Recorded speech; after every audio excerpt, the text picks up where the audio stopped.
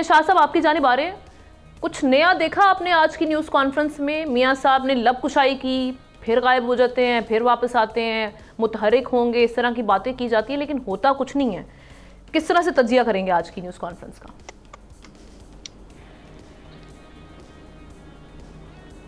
मेरे ख्याल में जो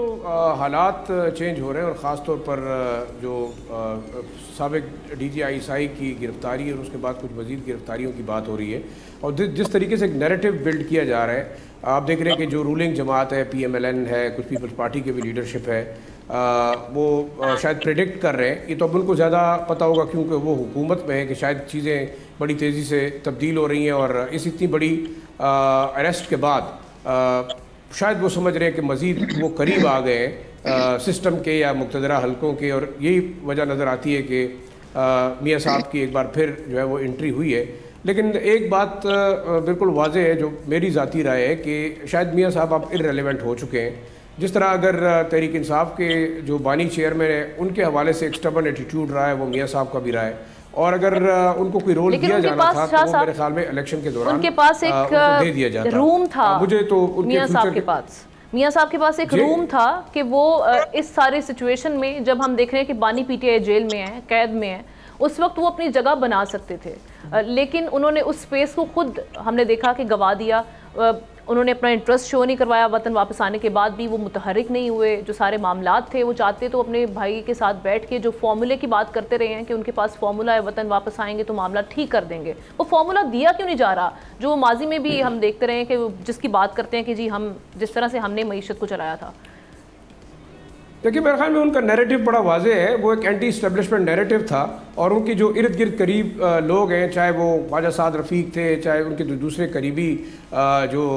कह सकते हैं ना PMLN के अंदर, उनका जो क्लाउड था, उनका एक ही नैरेटिव था, वो एंटी इस्टेब्लिशमेंट था। और इसी के ऊपर आके वो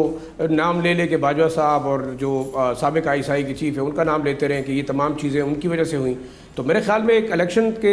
दूसरा या तीसरा जब उनका जलसा था तो उसकी तो चीज़ें बड़ी वाज़ेह हो गई। वो तो डिमांड करते रहे कि मुझे 2/3 मेजॉरिटी अगर नहीं देनी तो मैं जो है ये टूटी फूटी और जो कमज़ोर हुकूमत हम नहीं लेना चाहते। तो उसके बाद आपने देखा कि बहुत सारे जलसों में वो गए नहीं। तो मेरे ख्याल में उनका तो एक फेट डिसाइड हो चुका था, वो उस वक्त भी हो चुका था, और शायद जो ओवरऑल स्ट्रक्चर बना पाकिस्तान के अंदर कि शहबाज शरीफ साहब करीब हैं उन लोगों के, एक एंडोर्समेंट उनकी हुई, उनको इलेक्शन में लाने का मकसद उनकी एंडोर्समेंट थी कि PMLN की एंडोर्समेंट है शहबाज शरीफ के साथ। बाकी आप देख रहे हैं कि जितना इनके दरमियान रिफ्ट है पंजाब गवर्नमेंट और इवन फेडरल गवर्नमेंट के दरमियान, जो आइडियोलॉजी और कॉन्फ्लिक्ट है, एक लीडर अभी तक जो कहते रहे कि हमें जो है वो हुकूमत भी गलत दी गई, हमें लेनी नहीं चाहिए थी। अब मियां साहब और उनके जो करीबी हल्के, उनका नैरेटिव ये है। शहबाज शरीफ साहब भी चले ढके छुपे अल्फाज में कहते हैं कि हुकूमत उनको शायद फेडरल के अंदर करनी नहीं चाहिए थी, लेकिन कर रहे हैं। मैं ये समझता हूँ, देखिए अब वो लोग जो कि शायद बार बार आजमाए जा चुके हैं, मेरे ख्याल में हमारा सिस्टम उनको मजीद एक्सेप्ट करने के लिए तैयार नहीं है। जिस स्टबर्न एटीट्यूड के साथ मियां साहब ने कॉन्फ्लिक्ट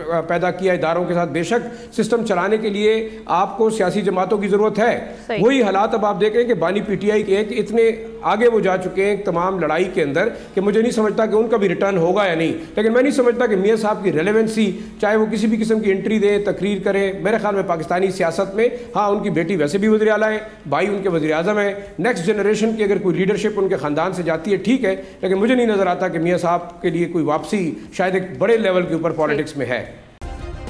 सब्सक्राइब करें और बेल दबाएं ताकि कोई खबर रह न जाए।